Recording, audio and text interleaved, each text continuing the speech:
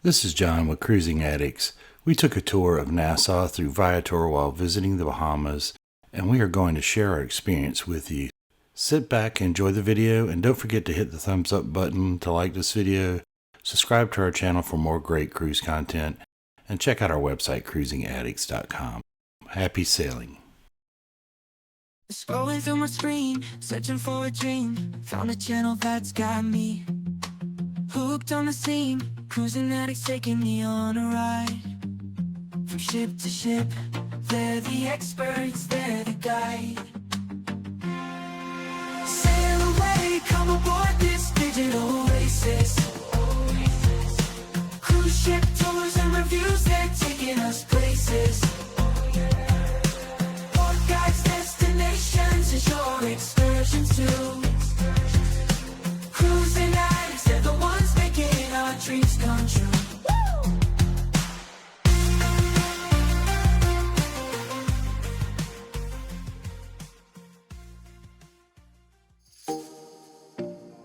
Our tour guide with Vacations in Paradise, Transportation and Tours was Isaac. He was very knowledgeable of Nassau, friendly and accommodating. He made the experience a great one that won't soon be forgotten. We were fortunate in that we booked our tour on a day of low demand, and because we were the only booked party, we had our own guide and vehicle for the day. Normally, larger groups would be toured in a van or a small bus. The tour cost $75 per person and lasts for about 3 hours. During the tour, we visited many sites in Nassau, and each tour will vary some. We will include a link in the description if you'd like to book this tour. Our first stop was the Queen's Staircase, where we had the pleasure of meeting and being toured by Clement, who is Nassau's island boy. Clement has a wealth of knowledge of the history of Nassau and the Queen's Staircase. If you have the opportunity to be toured by him, don't pass it up. He tours visitors for tips, so make sure you bring cash for tipping and also for shopping at the straw market at the top of the staircase. Folks, good morning.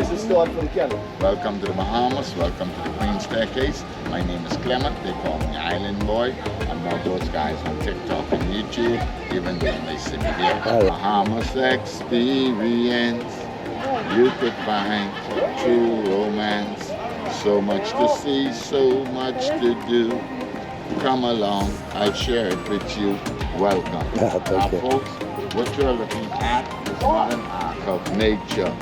All of this started in Virginia, Remington, Virginia, a very historical British territory in America.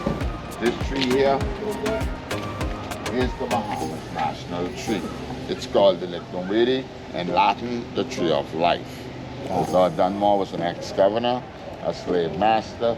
He made the British felt that the French and Napoleon was going to attack the Bahamas. So the British funded him to build the forts. But instead, he went into West Africa, mainly Ghana, taking 600 women, men, and children, bringing them here and enslaving them and forcing them to hand-carve the South, using no dynamites, no explosives, just coal, chisel, and hammer, taking everything to the top. In the 1700s, there was nothing out there. And if you are passing by boat and you saw those forts, you would assume that this was sea and not land. An illusion the British used to protect their territory. Now, in case of an attack, which we in the Bahamas never got attacked, they missed us and ended up hitting Haiti, turning Haiti into a French territory. Now, in case of an attack, the governor and his family would go into the governor's mansion. This tree here is over 200 years old. It grows from the top coming down, finding its way to the deck. It sows into the rock like a sewing machine. It's called a banyan tree. You cannot cut it in Africa or India. It's sacred. Constructed between 1793 and 1794, the Queen's Staircase was carved out of solid limestone by approximately 600 enslaved Africans.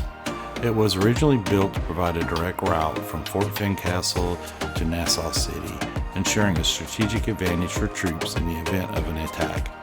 The staircase was later named in honor of Queen Victoria, who reigned over the British Empire from 1837 to 1901. Right next door, we visited Fort Fincastle, which is at the top of the Queen's Staircase. There is a straw market right next to the fort, and you can tour the inside of the fort for a few dollars per person. Built in 1793, Fort Fincastle overlooks the city of Nassau from Bennett's Hill. Shaped like a paddle wheel steamer, its design was intended to maximize the field of fire from its cannons. The fort was constructed under the governorship of Lord Dunmore, who named it after his second title, Viscount Fincastle. Originally intended to protect Nassau from pirate attacks, it was equipped with cannons that could fire shots up to 1 mile, a significant deterrent at the time. Today, visitors can explore the small fort, witness the original cannons, and enjoy panoramic views of the island from its terraces. Our next stop was the Bahamas Rum Cake Factory, where you can sample and purchase over a dozen different flavors of rum cake made right here in the Bahamas. Hey guys, Rum Cake Factory in Nassau. It's me, Simon, again. I get John from Myrtle Beach, South Carolina. He's getting his. Make sure to come by and get yours. We got lots and lots of cakes for everybody, man. The sun, the sea, the sand, and the rum cakes.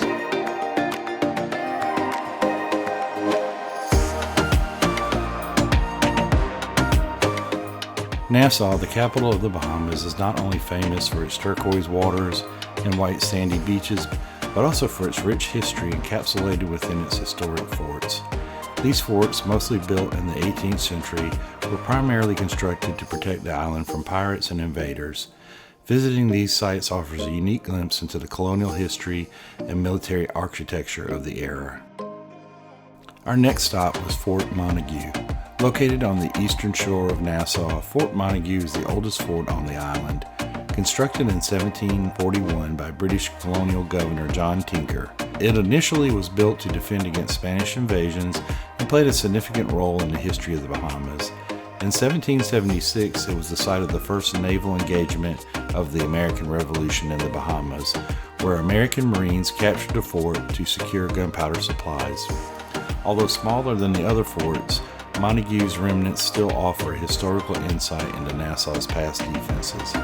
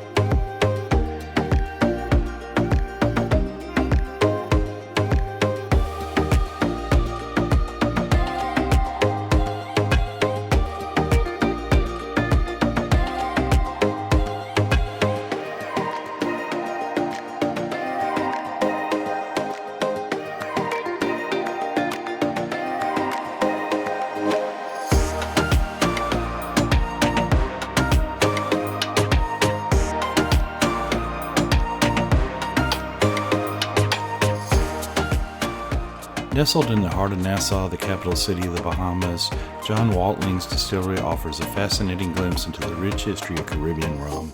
Named after the legendary 17th century buccaneer John Watling, the distillery is often referred to as the Spirit of the Bahamas and has become a must-visit destination for both tourists and rum enthusiasts alike. Visitors to John Watling's distillery can enjoy comprehensive tours that provide insight into the meticulous process of rum production. The tour guides share fascinating stories about the estate's history, the legacy of John Watling, and the evolution of rum making in the Bahamas. Additionally, the tour concludes with a visit to the Red Turtle Tavern where guests can sample various spirits produced right at the distillery.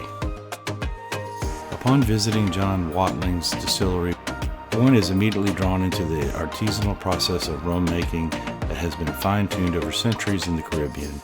The distillery prides itself on using traditional English methods, combining these old-age techniques with modern touch. They ferment their carefully selected sugarcane, distill the mash in copper pots, and finally age the liquid in white oak barrels, which impart depth, color, and character to the rums. John Watling's offers a variety of premium rums that cater to a range of palates. This includes a pale rum that is light, smooth, aged for up to 2 years in oak barrels and suitable for cocktails or enjoying neat. An amber rum aged for up to 3 years.